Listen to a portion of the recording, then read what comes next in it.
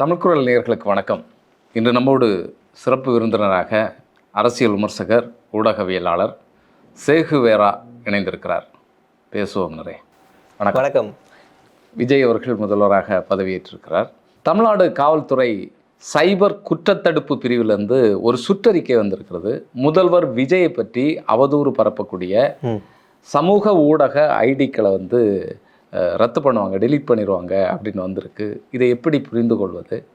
அப்போ மற்ற எதிர்கட்சியை பற்றி விமர்சனம் பண்ணுற ஐடிக்கள் மீது என்ன நடவடிக்கை அப்படின்ற ஒரு கேள்வி வருது. 2 நாள் முன்னாடி சமூக வலைதளங்களில் ஒரு 3 ஸ்க்ரீன்ஷாட் போட்டிருந்தேன். திருமாவளவன் அவர்களுடைய கட்சி தயவால் தான் இன்னைக்கு முதலமைச்சர் விஜய் இல்லையா? அப்படி அவங்ககிட்ட போய் ஆதரவு கேட்குறாங்க இந்த கட்சி தலைமை, அந்த கட்சி தலைமையிட்டே கேட்குறாங்க. கீழே ஒரு ஒரு ஐடி, பறை குச்சி வச்சவனுக்கு வாழ்வை பாரு. இவங்க இந்த பறையனுங்கிட்டெல்லாம் போய் நிற்க வேண்டிய அவசியம் நம்மகிட்ட வந்திருக்கு.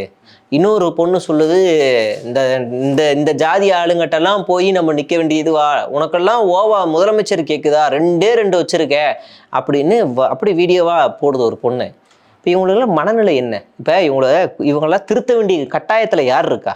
இவங்க எல்லாருமே டிவிக்கு ஆதரவாளர்கள், மெம்பரா, நிர்வாகியா, எதுவும் தெரியாது, நிர்வாகிகள். அப்போ இவங்க மீதெல்லாம் என்ன நடவடிக்கை? சரி, இப்போ முதல்வர் பதவி கேட்குறாரு, கேட்டா என்ன?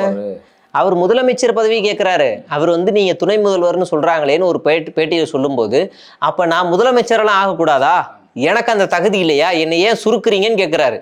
நியாயமானது. அவர் ஒரு பொது தலைவர். இங்க இருக்கிறவங்க தான் அவர் ஒரு சாதிக்கான தலைவராக மாற்ற கட்டமைப்பு பண்ணிக்கிட்டு இருக்காங்க. அப்போ நாம கேட்குறோம், எது அவதூறு, எது அவதூறுன்னு கேட்குறோம். கடந்த கால ஆட்சியில் ஸ்டாலின் அவர்கள் குறித்து தாவேக்காவிலிருந்து எத்தனை பேர் அவதூறு பேசினாங்க? ஒன்றும் இல்லை, இப்போ இந்த ஜேடின்னு ஒரு பையன், அவன் அசிங்கமா கேவலமா இலங்கை தமிழை வெளிநாட்டில் இருந்துக்கிட்டு கேவலமா அசிங்கமாக பேசுகிறான். முன்னாள் முதலமைச்சர், முன்னாள் துணை முதலமைச்சர் எல்லாரையும் பேசுகிறான். இப்போ இவன் ஆளுநர் வரைக்கும் பேசுகிறான். இவன் இப்படி பேசுகிறான், இவனை கைது செய்யுங்கன்னு கோவை நித்யான்னு ஒருத்தவங்க போஸ்ட் போடுறாங்க. ஆனால் அவங்க மேலே சைபர் கம்ப்ளைண்ட், இவன் மேலே எதுவும் இல்லை. எது அவதூறுன்னு வருதில்லை? இப்போ இன்னும் ஆட்சி இப்போதான் ஒரு நாள் முழுசாக முடியல, அதுக்குள்ளே கருத்து சுதந்திரத்தை நசுக்கிறது. இது கருத்து சுதந்திரம் நசுக்கிறது தானே. உடனே அவங்க எனக்கு ஆதரவாக போஸ்ட் போட்ட அனைவருக்கும் நன்றி, இதை நான் சட்ட ரீதியாக எதிர்கொள்வேன் அப்படின்னு அவங்களும் ஒரு போஸ்ட் போடுறாங்க. அப்போ எது அவதூறுன்னு ஒன்று இருக்குது. நீங்கள் ஒருமையில் பேசுனா கைது செய்யுங்க, இல்லை வேறு ஏதாவது அநாகரிகமான செயலை செய்து கைது செய்யுங்க. உங்களுடைய செயல்கள், உங்களுடைய கொள்கை, உங்களுடைய நடவடிக்கைகளை விமர்சனம் பண்ணாலே அவதூறுன்ற கிரைட்டீரியாக்குள்ளே போவீங்களா அப்படின்னு ஒரு கேள்வியும் வருது. 2வது, ஒரு ஐஏஎஸ் அகாடமி வச்சுக்கிட்டு ஜிம்மு வச்சுக்கிட்டு நடத்திக்கிட்டு இருக்கிற ஒரு நபர், அவர் ஒரு வீடியோ போடுறாரு. தாவேகா குறித்து, முதலமைச்சர் குறித்து நீ யாரும் வீடியோ போடக்கூடாதுப்பா, எதிராக போட்டிங்கன்னா உங்களை அரெஸ்ட் பண்ணுவாங்க, வழக்கு போடுவாங்க, கொஞ்சம் அதனால சேஃபாக இருங்க, உங்கள் வேலையை போய் ஒழுங்காக போய் பாருங்கள், எதிராக போடாதீங்க. உளவுத்துறைக்கு ஒரு தகவல் வந்துருச்சு, எல்லா ஐடிக்களையும் எல்லாரையும் லிஸ்ட் எடுத்துட்டாங்க, அவங்க எல்லாரும் கைது பண்ண போகிறாங்கன்னு அந்த நபர் சொல்கிறாரு. உளவுத்துறை ரிப்போர்ட் உனக்கு எப்படி கிடச்சிச்சு? நீ மற்றவங்களுக்கு அட்வைஸ் பண்ணுற, நீ போய் ஜிம்மா ஐஏஎஸ் அகாடமி நடத்திட்டு போய்க்கிரு, உனக்கு என்ன தேவையில்லாத வேலை அப்படின்னு நம்ம திரும்ப கேட்போம்ல. இங்கே பண்ணுறவங்க முக்கியமான பத்திரிகையாளர்கள் எல்லாருமே என்ன பேசுகிறாங்கன்னா, அவங்களுடைய நிலையிலேருந்து பேசுகிறாங்க. உங்களுக்கு என்ன பிரச்சனை அப்படின்னு வருது. உடனே இவனு வரானுங்க, இன்னொரு கமெண்ட் பார்த்தேன், அப்போ ஃபெலிக்ஸை கைது பண்ணீங்க அப்படின்னு. ஃபெலிக்ஸை கைது பண்ணதுக்கான காரணம் என்னன்னா, கரூர் சம்பவத்தில் அவர் நடந்துக்கிட்ட விதம், அதுலேருந்து தான் நம்ம அவரை கைது பண்ணுறாங்க. 2வது, அவர் முழுக்க அவதூறு ஃபேக் டேட்டாஸ் மட்டும்தான் வெளியிட்டார். இந்த புள்ளி விவரங்களை பேசுகிறவங்களை பார்த்தாலே ஆபத்தாக தான் இருக்கும். பொய்யான புள்ளி விவரங்களை பேசி தான் அவர் பேசக்கூடிய ஆள் தான். அதே மாதிரி தான் சவுக்கு சங்கரும் ஜட்ஜுகளையும் பெண் காவலர்களையும் அவதூறாக பேசினார். இது அவதூறில் வரும். எதிர் அரசியல் பேசுறது அவதூறில் வருமா அப்படின்னு தான் நம்மளோட கேள்வி. அப்படியே இவங்க கைது பண்ணாலும் எவ்வளோ பேரை கைது பண்ணுவாங்க? எத்தனை ஜெயிலு பத்துமா? எத்தனை ஜெயிலு தேவைப்படும்? இல்லை, இந்த சமூக ஊடகங்கள் தானே அவங்களுக்கு இந்த ஆட்சியில் வர்றதுக்கு ஒரு உறுதுணையாக இருந்தது. திட்டமிட்டு பல விஷயங்களை பரப்பி இப்போ நெகட்டிவ் ஸ்ப்ரெட் பண்ணக்கூடாது, நெகட்டிவ் வரக்கூடாது அப்படின்னு கட்டமைக்க விரும்புறீங்களா? அது உங்க செயலையே நீங்க மாத்திக்கலாம். உங்களுடைய ஆட்சி சிறப்பா இருந்தா அது தேவையில்லையே. எல்லாருமே நானே முதல்ல புகழ்வேன்ல. நானே நேத்து திட்டங்கள்ல நீங்க நேத்தே என்ன சொன்னீங்கன்னா, தேர்தல் வாக்குறுதியில சொன்னது என்ன? அனைவருக்கும் 200 யூனிட் இலவசம். இன்னைக்கு என்ன? 500 யூனிட்டுக்குள்ள யூஸ் பண்றவங்களுக்கு மட்டும் 200 யூனிட் ஃப்ரீ அப்படின்னு சொல்றீங்க. அது எப்படி சாத்தியம்? 500 யூனிட்டுக்குள்ள இன்னைக்கு எத்தனை குடும்பங்கள் பயன்படுத்துது கேட்டா ஒரு டேட்டா வருது. 2 கோடி பேர் வாய்ப்பே இல்லை.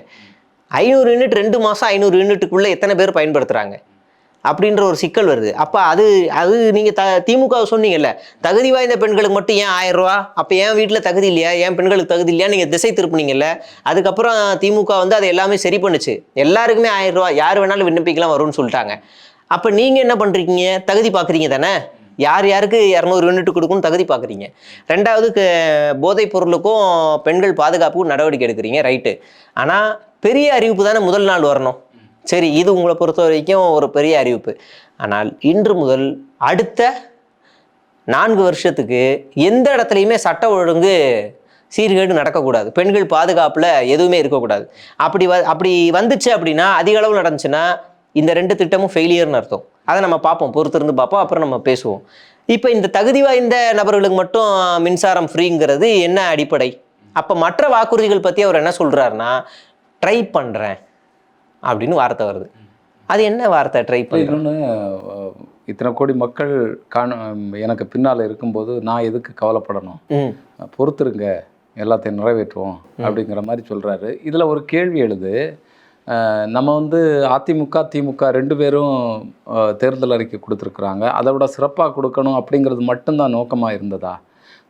ஓட்டுக்களை வந்து வாங்கணும், அதுக்காக என்ன வேணாலும் பண்ணலாம் அப்படிங்கிறது மட்டும்தான். இந்த திட்டத்தை எப்படி நிறைவேற்ற போகிறோம் அப்படிங்கிற அலசல் ஆலோசனை இதை எதுவுமே வந்து நடத்தப்படலையா? இல்லைனா வசமாக வந்து விஜய் அவர்கள் வந்து ஒரு பொறியில் மாட்டிக்கொண்டாரா, அவைக்கா மாட்டிக்கொண்டதா அப்படின்னு இருக்க வேண்டியது இருக்கா? ஆமாம், அதில் நான் ஒரு டேட்டாவும் எடுத்து வச்சுருக்கேன். அவர் சொல்கிறது படி பார்த்தா இப்போ தமிழ்நாடு 10 லட்சம் கோடி இருக்குது. இப்போ இவர் சொல்கிற திட்டங்கள்லாம் நிறைவேற்றணும் அப்படின்னா 75 லட்சம் கோடிக்கு மேலே தமிழ்நாட்டில் கடன் அதிகரிக்க வாய்ப்புகள் அதிகமாக இருக்குது. அதில் மாற்றுத்திறனாளிகளுக்கு ஓய்வூதியமாக 3000, ஒரு குடும்பத்துக்கு 25 லட்சம் மதிப்பிலான வரையிலான சுகாதாரம் மற்றும் மருத்துவ காப்பீடு திட்டம், வீட்டுகளுக்கு 200 யூனிட்டு, உயர்கல்வி பயிலும் மாணவர்களுக்கு 20 லட்சம் வரை கடன் தள்ளுபடி, வேலையில்லா பட்டதாரிகளுக்கு மாதம் 4000, அதுக்கப்புறம் பாதுகாவலர்களுக்கு ஆண்டுக்கு 15,000 நிதியுதவி வழங்கப்படும், விவசாய கூலி தொழிலாளர்களுக்கு ஆண்டுக்கு 10,000 நிதியுதவி, 5 ஏக்கருக்கு குறைவாக நிலம் வைத்திருப்ப விவசாயிகளுக்கு கூட்டுறவு பயிற்சிகளுக்கு பயிர் கடன்களுக்கு முழுமையாக தள்ளுபடி, 5 ஏக்கருக்கு மேல் நிலம் வைத்திருப்பவர்களுக்கு 50% கடன் தள்ளுபடி செய்யப்படும், நியாய விலைக் கடைகள் பிடிஎஸ் பள்ளிகள் மற்றும் கல்லூரிகளில் சானிட்டரி நாப்கின்களை இலவசமாக வழங்கப்படும். இப்படி இன்னும் இருக்குது. பெண்கள் நடந்தும் மகளிர் சுய உதவி குழுக்கு SHGS 5 லட்சம் வரை வட்டியில்லா கடன் வழங்கப்படும். மாநிலம் முழுவதும் மகளிருக்கு இலவச அரசு பேருந்துகள், அது தனி, உங்களுக்கு எல்லாருக்கும் தெரியும். ஆமாம், ஏழை பெண்களின் திருமணத்திற்கு 8 கிராம் தங்கமும் அத்துடன் தரமான பட்டு புடவையும் வழங்கப்படும் அப்படின்னு சொல்லியிருக்காரு. இன்னைக்கு நேற்று நம்ம மோடி வந்து சொல்றாரு தங்கம் வாங்கக்கூடாது அப்படின்னு சொல்றாரு. மோடியாவது டேடியாவது நான் கொடுக்குறேன் தங்கம் அப்படின்னு முதலமைச்சர் கொடுப்பாருன்னு எனக்கு நம்பிக்கை இருக்கு. அனைத்து குடும்பங்களுக்கும் ஆண்டுக்கு 6 சமையல் எரிவாயு, நேற்று தான் சொன்னாரு.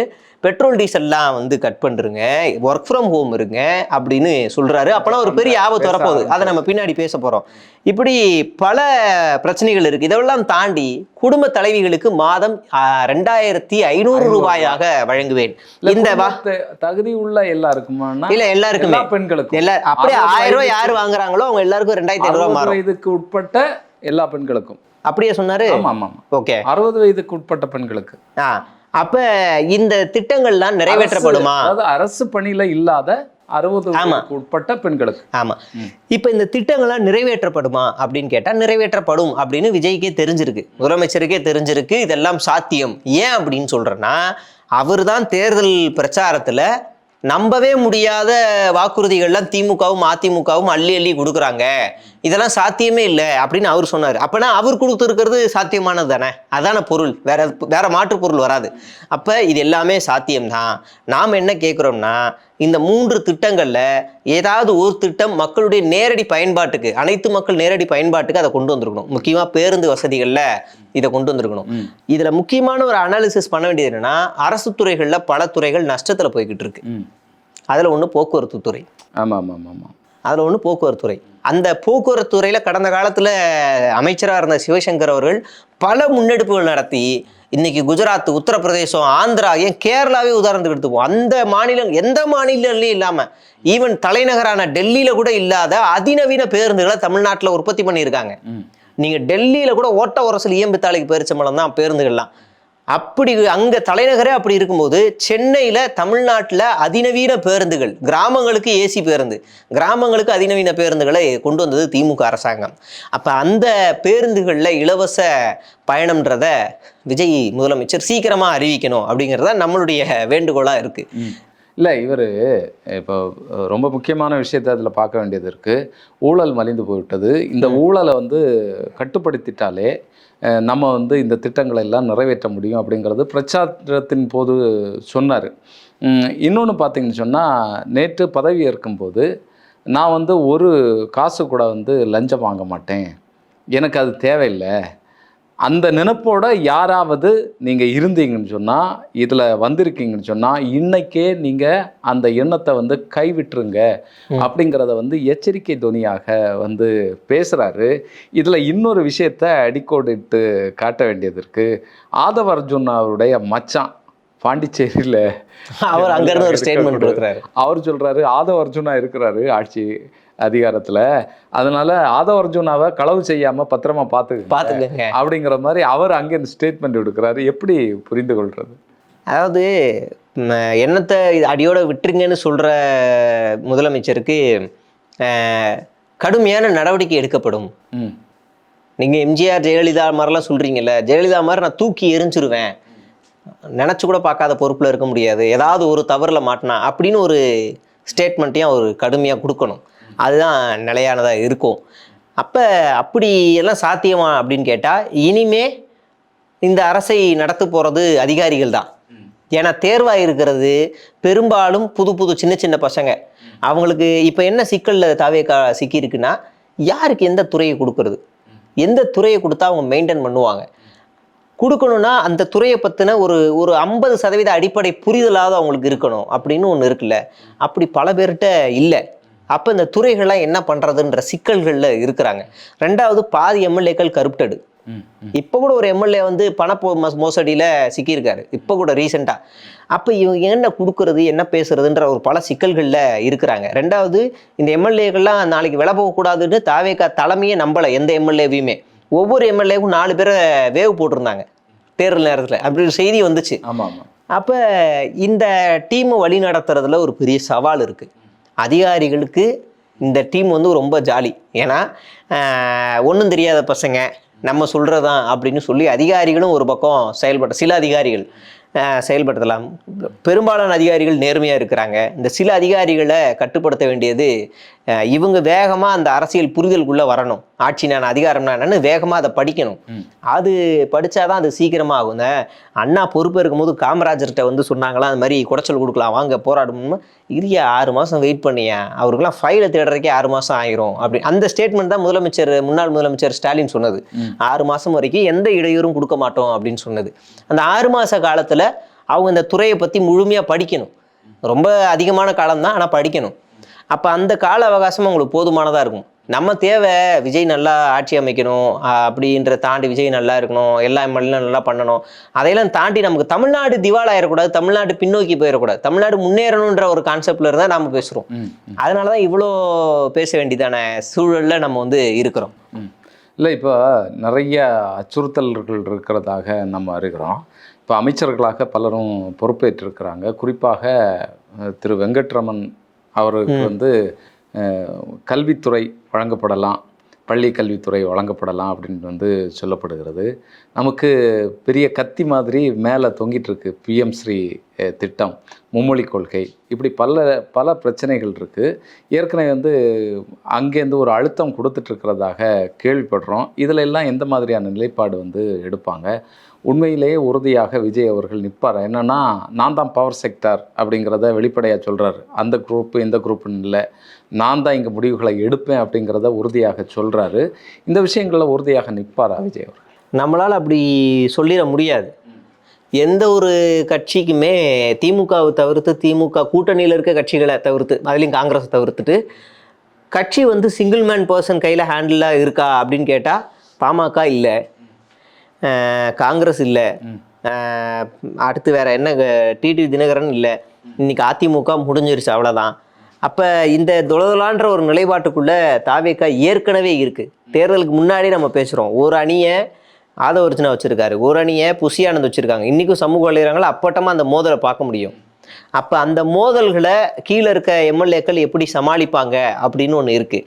வெளியில் வந்த எல்லாருமே கொடுத்த ஒரே ஸ்டேட்மெண்ட் ஆதவர்ஜுனா ஆளு, ஜானா ஆரோக்கியசாமி ஆளு, புசி ஆனந்த் ஆளு அப்படின்னு ஸ்டேட்மெண்ட் கொடுப்பாங்க. அப்போ இவங்க எல்லாரையுமே ஒருங்கிணைக்கணும் அப்படின்னா முதல் விஜய் தன்னை ஒரு அரசியல்படுத்த வேண்டிய நிலைக்கு அவர் உள்ளே போகணும். இன்னும் பேப்பர் பார்த்து படிக்கிறது, பதவியேற்பு கூட பார்த்து படிக்கிறது, அந்த மாதிரியான நிலையெல்லாம் இருக்குல்ல, அதையெல்லாம் மாற்றணும். இன்னும் இதுக்கப்புறம் ஃபுல் அண்ட் ஃபுல் எதையுமே பார்க்காம படிக்க வேண்டிய சூழலுக்கு அவர் மாறணும். ஆனா அதுக்கான அச்சாரம் நேத்தே தெரிஞ்சதே. அவர் பதவி ஏற்கும்போது அவரு ரொம்ப இதா பேசினாரே, ஒரு பஞ்சு டைலாக் மாதிரி பேசி விட்டார். ஆடியோ லான்ச் மாதிரி தான் இருந்துச்சு. ரெண்டாவது இதுல நம்ம முன்னாடி சொன்னதுதான், இது வரைக்கும் அந்த தமிழக சட்டமன்றத்துல பிராமணர்களுக்குன்னு இடமே கிடையாது. அதை ஒடுக்குனது இந்த திக தான், நீதி கட்சி, திராவிட இயக்கங்கள் தான் அதை உடைச்சு இல்லாம இருந்த ஒரு நிலை இருந்துச்சு. ரொம்ப வருஷம் கழிச்சு இன்னைக்கு அமைச்சரவையில் ஒரு பிராமணர் இடம்பெறாருன்னா அது ஒரு ஆபத்து தான். நீங்க சொல்றது தான். இனிமே தமிழ்நாட்டு கல்வி என்ன ஆகும், நம்ம ஒரு பெரிய போராட்டத்துக்கு, அது அப்படி நடக்கக்கூடாது. ஒருவேளை நடந்தால் ஒரு பெரிய போராட்டத்துக்கு நம்ம தயாராகணும்.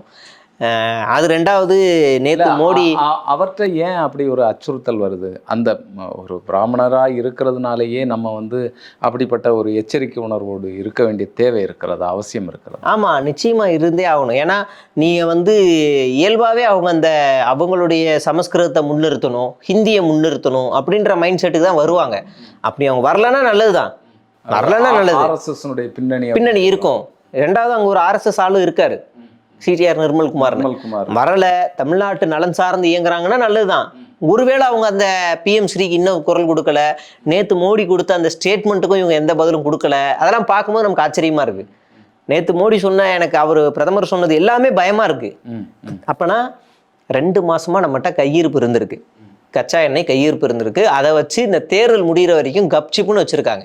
தேர்தல் முடிஞ்ச உடனே, பதவியேற்பு விழாவெல்லாம் முடிஞ்ச அடுத்த நாள் இப்படி ஒரு ஸ்டேட்மெண்ட் கொடுக்க வேண்டிய அவசியம் என்ன? அதுவும் அடுத்த நாள் எல்லாரும் உஷாராக இருங்க, ஒர்க் ஃப்ரம் ஹோம் பண்ணுங்க, தங்கம் வாங்காதீங்க, இப்படி சொல்கிறதுனுடைய காரணம் என்ன? அப்போனா ஏதோ ஒரு மிகப்பெரிய ஆபத்து இந்தியாவை நோக்கி வந்து கொண்டிருக்கிறது.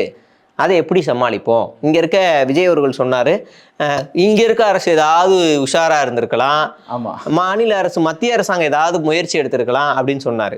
அப்போ இப்போ உஷாராக இருக்கணும் விஜய் அவர்கள், இந்த நிமிஷம் உஷாராக இருக்கும். ஆமாம், இனிமேல் திமுக அப்பயே உஷாரா இல்லை அதனால இப்படி ஆயிடுச்சுன்னா சொல்ல முடியாது. இப்போ நீங்கள் தான் ஆட்சி அதிகாரத்தில் இருக்கீங்க, இப்போ நீங்கள் உஷாராக இருக்கணும். இப்போ என்ன செய்யணுன்ற நடவடிக்கைக்குள்ளே இவங்களாம் போகணும். உங்களோட யோசனையை பேசலாம். நான் இன்னைக்கு செய்தி பார்க்கும்போது விஜய் அவர்களை பற்றிய ஒரு செய்தி போட்டிருக்கு, பக்கத்திலே ஈரான் போட்டிருக்கு. நான் நினைச்சேன்னா ஈரானுடைய யுத்தத்தை நிப்பாட்டுறதுக்கு முதல்வர் விஜய் அவர்கள் ஏதாவது முயற்சி செய்கிறாரா அப்படின்னு நினைச்சேன். இப்போ சோசியல் மீடியாவில் நேற்றுலேருந்து என்ன சண்டைன்னா, விஜய் எப்போ ப்ரெஸ் மீட் கொடுப்பாருன்னு எல்லாம் கேட்டுட்டு இருந்தாங்க. அவர் முதலமைச்சர் ஆனோடனே கொடுப்பாருன்னு சொன்ன உடனே இப்போ எல்லாரும், ஆமாம் ஏன் இன்னும் ப்ரெஸ் மீட் கொடுக்கல தலைவா, நீ ப்ரெஸ் மீட் கொடுத்தலைவா, என்னால் பேச்சு வாங்க முடியல, ப்ரெஸ் மீட் கொடுத்தலைவா, ஒரு 4 வார்த்தையாக அதை பேசலைவா, அப்போ தான் இவங்களை அடிக்க முடியும் அப்படின்னு ஆதரவாளர்களே எதிராக பேசக்கூடிய நிலையை நான் சோசியல் மீடியாவில் பார்க்குறேன். இப்போ வரைக்கும் ப்ரெஸ் மீட் சந்திக்கலை, முதலமைச்சராயும் ப்ரெஸ் மீட் சந்திக்க மாட்டார், எப்போ தான் அவர் சந்திப்பாருன்ற ஒரு கேள்வியும் வருது. இனிமேல் சந்திச்சே ஆகணும். இனிமே பத்திரிகையாளர்கள் கேள்வி கேட்கறதுக்கு இவர் பதில் சொல்லிதான் ஆகணும். அதையும் அவர் கடந்து போறாரு. இன்னும் எத்தனை நாள் நடக்கும் அப்படின்னு தெரியல. ஒரு முறையை கட்டமைக்கிறாரா மோடி அவர்களை பின்பற்றி அப்படின்னு சொல்லலாமா? மோடி அவர்கள் கூட சந்திச்சிருக்காரு, நாடாளுமன்றம் கூட்டும் போது சந்திச்சுட்டு போயிடுறாரு. பட் இது எப்படி, என்ன சாத்தியம், இது எப்படி பாசிபிள்னு கூட நமக்கு தெரியல. ஆனா சந்திக்கணும், பத்திரிகையாளர்களை சந்திக்கணும், அந்த ஸ்கில்லை அவர் வளர்த்துக்கணும். நிச்சயமா.